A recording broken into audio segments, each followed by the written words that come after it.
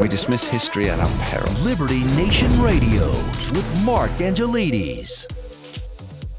Within days of President Joe Biden announcing that Ukraine has permission to use long-range missiles to strike within Russian territory, that's American missiles, I should point out, President Vladimir Putin of Russia has changed the doctrine on which nuclear weapons are allowed to be used.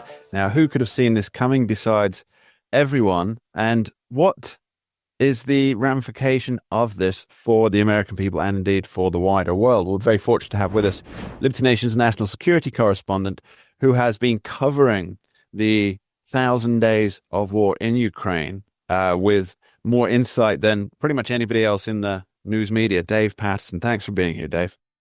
Thank you, Mark. Always glad to be with you. So, Dave, to an uninformed observer, the idea that 2 months before leaving office, Joe Biden would issue an order that Putin has already pointed out before he allowed the use of long-range American missiles to strike Russian targets within the Russian homeland, that this would be considered an escalation of US and the NATO countries. Why would he do this 2 months before the end of his administration? Well, I think that's a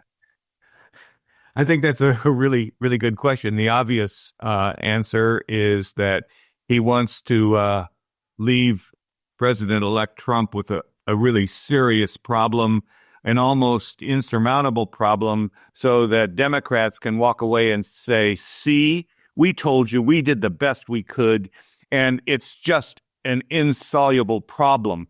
And so we don't deserve any criticism for how we've handled this. The fact is that any thinking person would see it as an opportunity for much, much more criticism. And in fact, it just shows the ineptness of the Biden national security team. They just don't seem to get it. And for a little more than 1,000 days, as you pointed out, they have been huddled and worried and wringing their hands that we don't want escalation. And then they turn around and do precisely what they have been so worried about doing in the past. This is just incredible. It does seem I don't want to say the word bold because bold has positive connotations, but it's a strident move that is almost guaranteed to at least be seen by Vladimir Putin as a direct involvement and a direct escalation.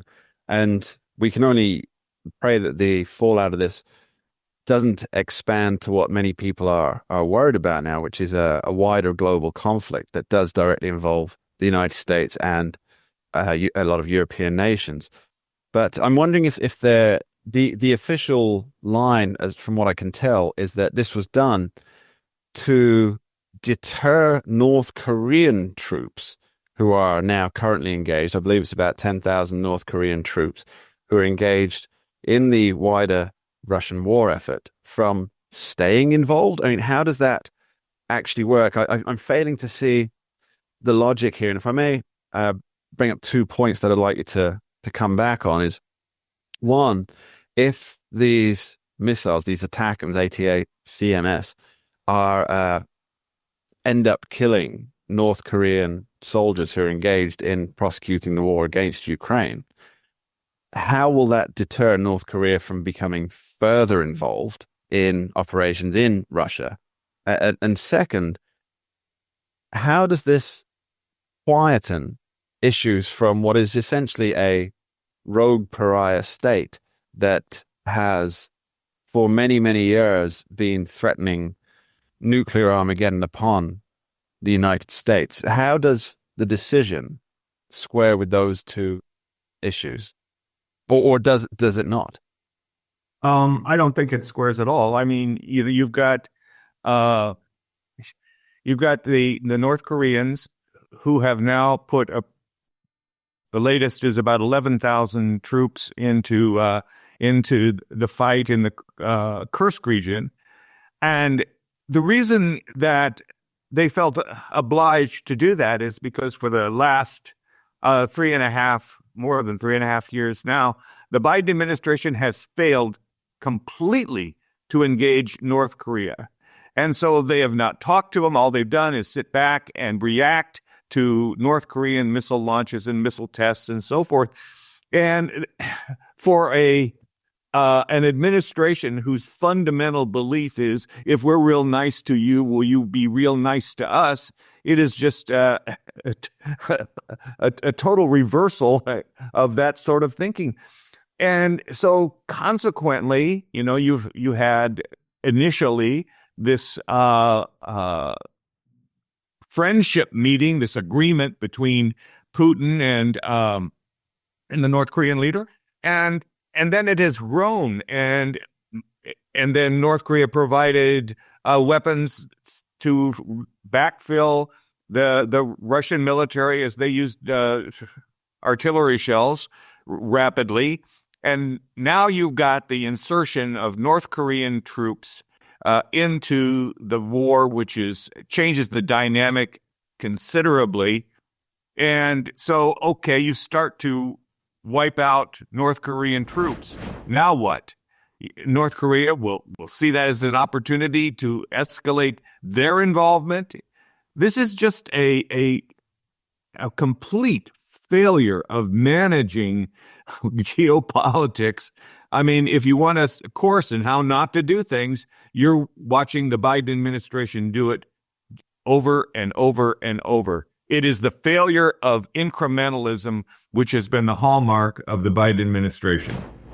I wonder what prompted North Korea to put now 11,000 bodies into the fight. Now, I get that being cut off from global markets, and we will get to the China question shortly, if that's okay.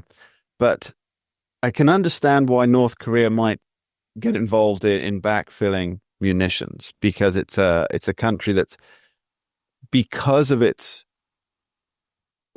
authoritarian leadership model, it can switch production to whatever is necessary at the whim of its leader.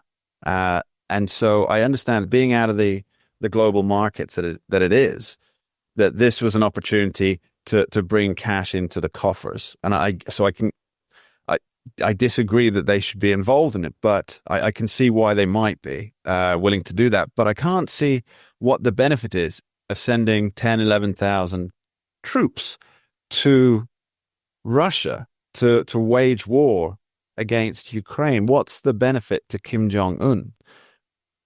I think that if you step back and take a look at what has been happening over the last year and a half, what you've seen is this axis starting to form between Russia, North Korea, China, and Iran. Iran began the effort by providing cruise missiles and short-range missiles to Russia to use in Ukraine. It is, I think, a part of a much larger approach to the world that says, look at us. We have an alliance that can do just about what we want to do, and the United States is powerless to stop us. And then the United States tries to do something that it should have done 1,000 days ago, when Russia was reeling, and it's made the entire situation worse. Yeah, I think you're referring to the axis of resistance as that they're being billed. Yes, but the axis of resistance is also a term used by Iran to incorporate its proxies in the Middle East as well. So with China, we really should discuss this, because nothing in North Korea happens without the nod from Beijing. So why are we not? You wrote a fantastic piece on the pages of libertynation.com about Joe Biden's farewell visit with Xi Jinping, and how it was really just a game of politico speak. That's the right way to say it.